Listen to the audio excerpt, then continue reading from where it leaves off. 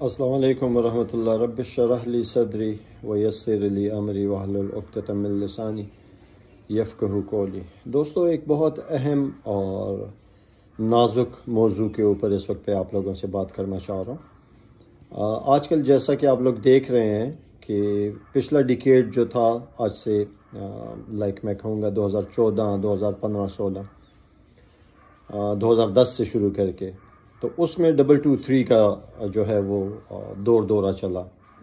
جس کو دیکھو وہ M4 کاربائن، M4A1، M4 کمانڈو، ہر بندہ M4 کے پیچھے پھرتا تھا۔ اور اب پچھلے کوئی 2 سال سے گیم شفٹ ہو کے 308 پہ آ گئی ہے، چونکہ سپورٹنگ بور بھی ہے، سیلف ڈیفenس کے لیے بھی ہے، اسالٹ رائفلز بھی ہیں اس میں۔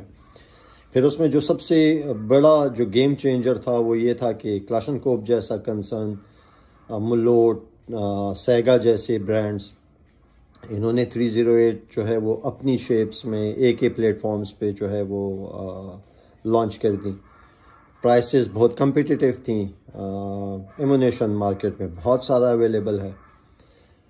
تو دوستو، اس سارے کھیل میں، اس سارے شفٹ اوور میں ایک چیز جو کہ بہت نگلیکٹڈ رہی وہ تھی ہماری اپنی ہمارا قومی ہتھیار G3، HK کے پلیٹ فارم پہ، HK کے پلانٹ پر، HK کے ٹولز پر بنی ہوئی ہماری بحری فوج کے پاس جو ہتھیار ہے G3۔ دوستو، بہت ساری میتھس ہیں G3 کے حوالے سے۔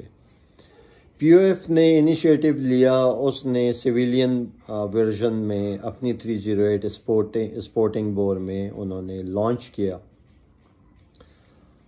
ڈیلرز نے اس کے ساتھ میتھس لگا دیں کہ جی وہ جو ملٹری ورژن ہے وہ بہتر ہے اور جو سویلین ورژن ہے وہ اچھا نہیں ہے، اور یہی چیز انہوں نے POF کے ساتھ بھی لگائی جو کہ MP5 کا سویلین ورژن تھا۔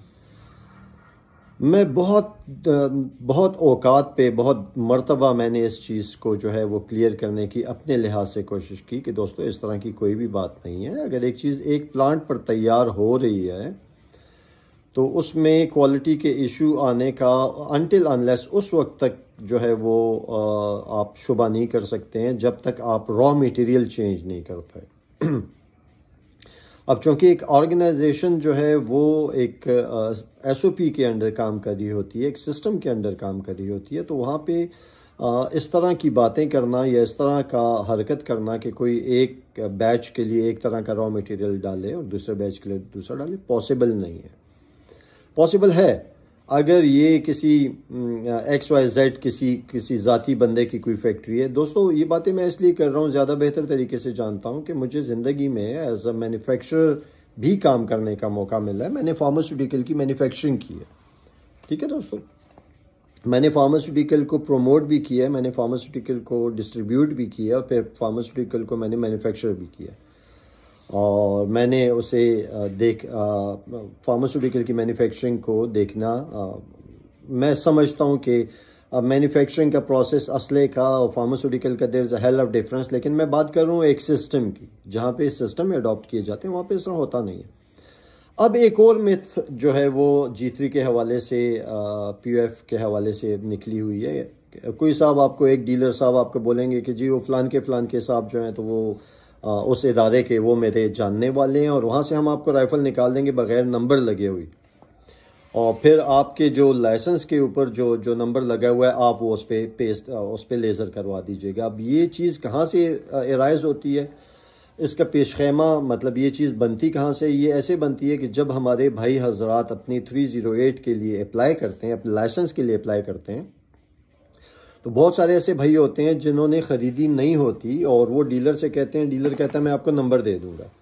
جب لائسنس بن کے آتا ہے، اب وہ جو رائفل خریدتے ہیں، ظاہری بات ہے اس پہ کوئی اور نمبر لگا ہوگا۔ اتنی دیر میں تو ڈیلر نے جو نمبر آپ کو دیا ہوا ہے، جتنی دیر میں آپ کا لائسنس بن کے آیا اتنی دیر میں وہ والا اسپیسیفک تو گیا۔ اب مجھے نہیں ہے پتا کہ اس نے آپ کو یہ نمبر جو ہے یہ واقعی کسی رائفل کا دیا یا XYZ کر کے بہت سارے یہاں پہ کھاتے بھی چلتے ہیں۔ آپ سب لوگ جانتے ہیں کہ جب کسی کا پروہیبٹڈ بور کا لائسنس بن جاتا ہے تو اس کی کیا ڈرل ہے ہونا، مطلب وہ جو آپ جو نمبر پرچیز کرتے ہیں میں نے 5 پرچیز کی ہیں دوستوں. میرے پاس پروہیبٹڈ اپنی فیملی میں میرے پاس 5 پروہیبٹڈ بور کے جو ہے وہ لائسنسز تھے.